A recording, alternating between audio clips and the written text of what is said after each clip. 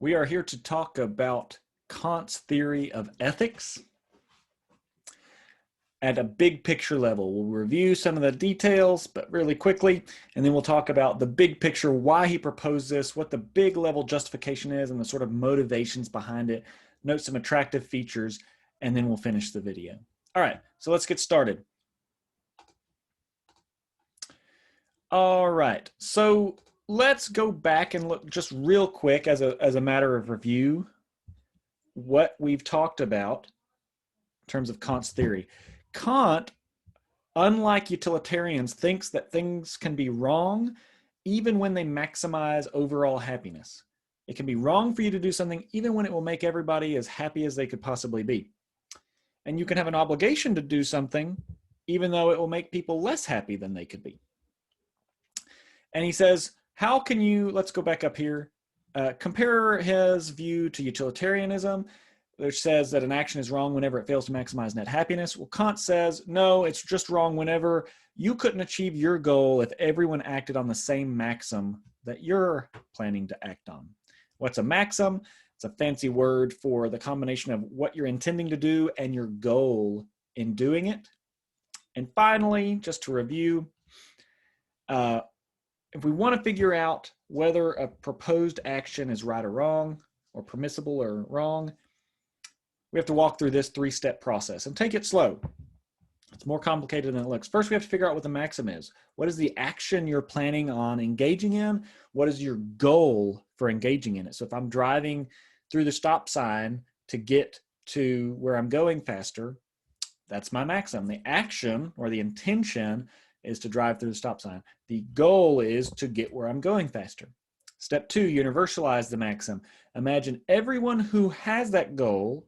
That's important. It's not imagine everyone in the world doing what you're planning on doing. Imagine everyone who has the same goal as you doing the thing that you're planning on doing. So everyone who wants to get where they're going on time runs through stop signs. Okay, that's the second step. You've got the universalization once you imagine that. And now, step 3, look back at that universalization, everyone who has the same goal as you doing what you're planning on doing, and ask yourself, in that world, can I still achieve my goal?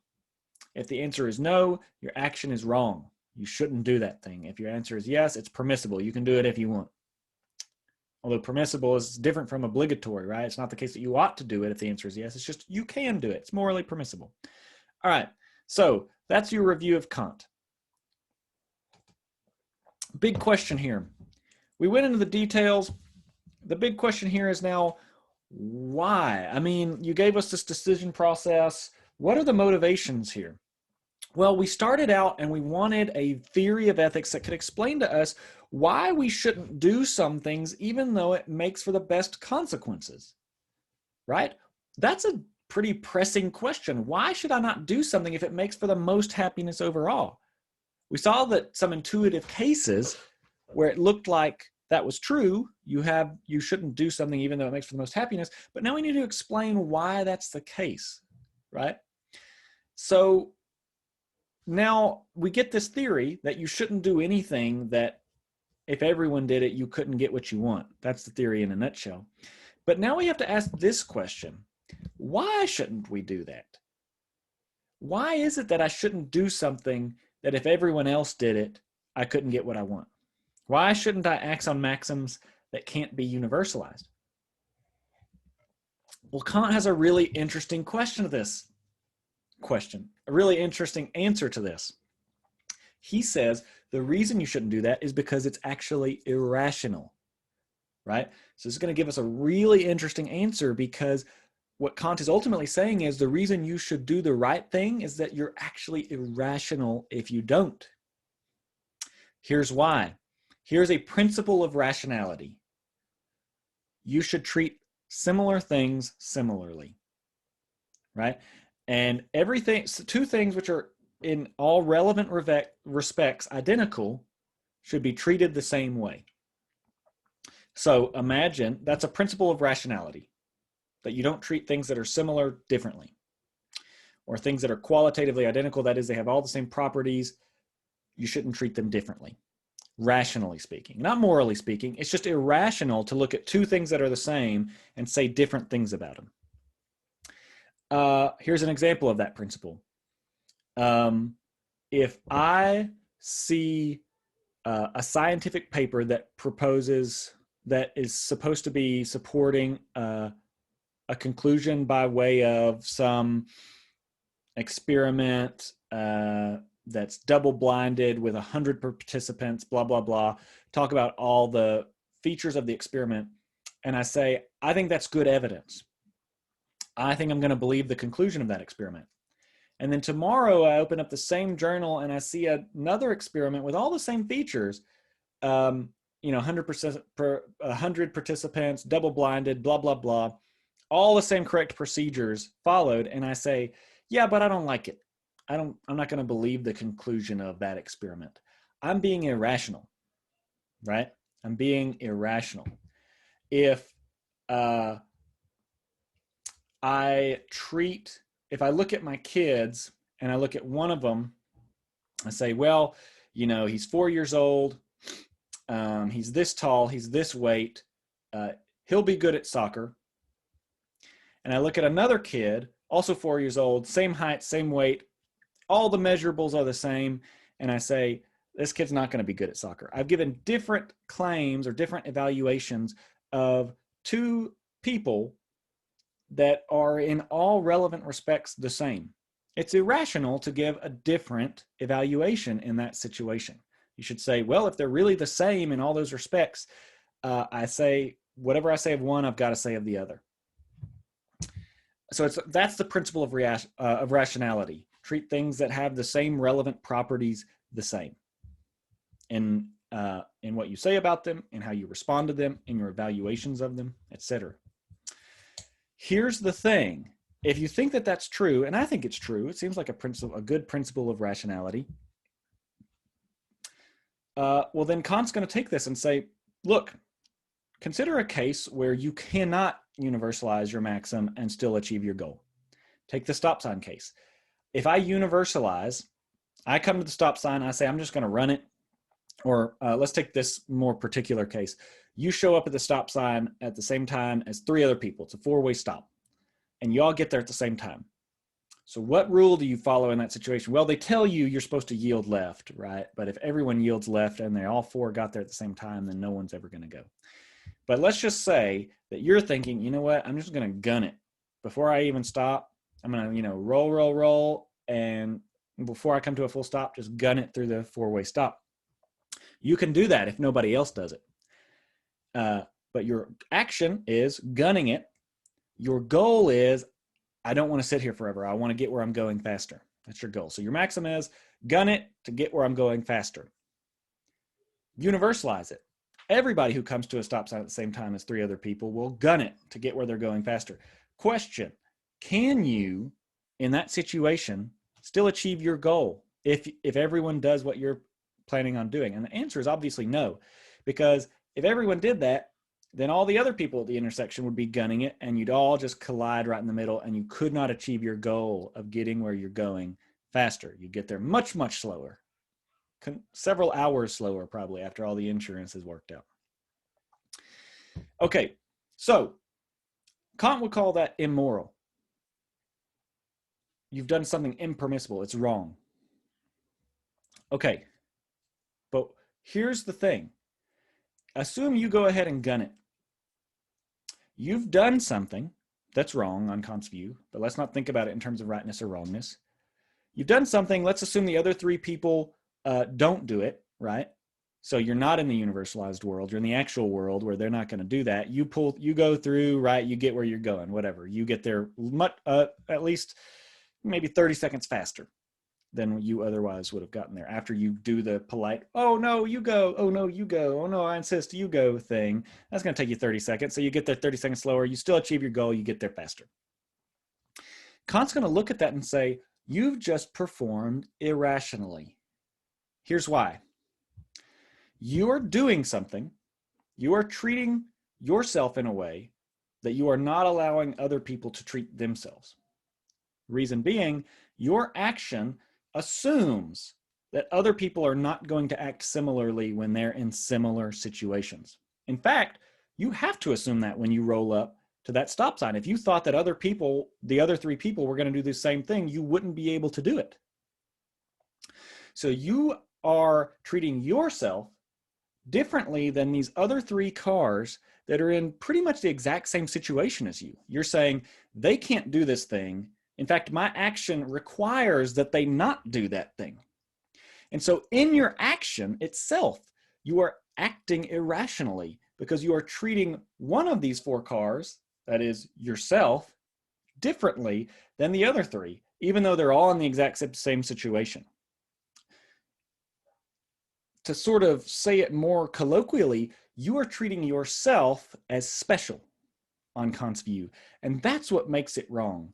You're special because you get to do something that not everyone in your situation can do. In fact, you can only do it because not everyone in your situation is doing it. So you're being inconsistent, right? You are evaluating yourself in a way that you wouldn't evaluate someone else if they were in your exact same position. And in this situation, you've got three people in your exact same situation. So you are treating yourself as special. You're treating yourself differently than you're treating those other things, those other people that are in the exact same situation. So you're being irrational, Kant says. That's a really interesting answer to this question. You shouldn't do things that you can't universalize because doing so would be irrational. That's a really compelling answer. And what that entails is whenever someone acts immorally, on Kant's view, they're actually acting irrationally. So if you've ever had this conversation with someone where you've seen someone doing something wrong, maybe it's an actual conversation, maybe it's just happening in your head where you're just thinking like, why? How could I ever convince them not to do that? And if you imagine someone asking you, some person coming along and saying like, well, why should I worry about doing what's wrong? Or sorry, about not doing what's wrong, about doing what's right. Tell me why I should care at all about this. Well, Kant, the utilitarian, or really anybody, is going to have a hard time answering that question, but Kant doesn't. Kant is going to say to that person, oh, I'll tell you exactly why you shouldn't do what's wrong, because you shouldn't be irrational. And acting wrongly is acting irrationally. So he's got a really interesting answer to that question. So let's talk about some of the attractive features of Kant's view before we end the video. So he is able to explain why some acts that would maximize utility are still wrong. So if you run through that stop sign, you might actually maximize utility, right? Let's actually change the case. It's not as quite as clear in that case. Consider a case where someone has to choose whether to lie to a bank to get a loan. Now assume that they're going to use the loan to help lots of people. And they're going to be able to pay off the loan pretty much immediately after they get it. They're going to come into some money, an inheritance maybe. And they know they're going to come into that money, but they need the money now in order to do all of the good, right? And if they wait till they get the inheritance, they won't be able to. The moment will have passed. But they're not going to get approved for a loan if they tell the truth for whatever reason. Fill in the blanks however you want. So they have the opportunity to lie to the bank. Now, they can be sure, let's just assume it's a local bank, whatever, they're not going to get found out. I actually talked to someone who lied on a personal loan application like this. It can work. They're not going to get found out. And they're going to do so much good, make so much happiness, and they'll be able to pay the money back. Nobody's going to get hurt. Let's assume we can be sure of all of this, just for the sake of argument. The utilitarian is going to say you should do it because you'll maximize utility. You're going to be able to make lots of people really happy. Not doing it, you're not going to make any of those people happy. But Kant is able to explain why we shouldn't do it. A lot of people still think that you still shouldn't lie in that situation, especially if no like huge thing is at stake. Nobody's going to be supremely unhappy if you don't get the loan. You're just talking about being able to create lots of happiness. You're not saving anybody from death or something like that, so we don't have to go to extreme scenarios. Most people are still going to say, I don't know, it just seems like still wrong, even though it does maximize happiness. I'll grant you it maximizes happiness. It still seems wrong. And Kant can say, oh, I can explain to you why. It's because you take your maxim, you'll lie to the bank, and whenever you want to make, whenever you have an opportunity to maximize utility, universalize it. Everyone lies to the bank to get a loan whenever they want to maximize utility. Step 3, ask, in that situation, will you still be able to achieve your goal of maximizing utility by lying to the bank? And the answer is no, because if people are lying to the bank all the time, the bank is not going to trust you when you come in there. So you won't be able to get the loan and maximize utility and achieve your goal. 2, Kant has an answer to the question, why be moral? We just talked about that. This is not true parenthetically here. I'm not sure we're going to talk about that later in the semester. So his answer is it's actually irrational to act immorally. So irrational not to act morally. We talked about that. That's a lot of people don't have any answer to that question. They just say, I don't know, you just shouldn't do what's wrong. But Kant has not only an answer, but a pretty compelling answer to that question. And third, remember how when we talked about utilitarianism, it kind of seemed like the morality of your action just depended on the consequences, especially for what we call the actual results utilitarians. It all just depends on whether the action happens to create the most happiness possible. But we talked about situations where what you expect to happen doesn't happen, sort of by accident. You expect your action to create the most happiness overall, but something happens that you couldn't have expected, and then your action doesn't, and then maybe in some cases it creates tons of unhappiness, and at least the actual results utilitarian is going to say, well, it was wrong, I guess. And Kant is able to say, what's right depends on your intentions and your goals, right? It all depends on your maxim, which is just an intention and a goal. So if your goal is different, it can change the morality of your action. If your intention is different, it can change the morality of your action. It's not just about the consequences, what happens as a result of you doing something in the world. Okay, so that is it for now. Those are sort of the big picture motivations for Kant's view, why he's doing what he's doing. We'll see you next time.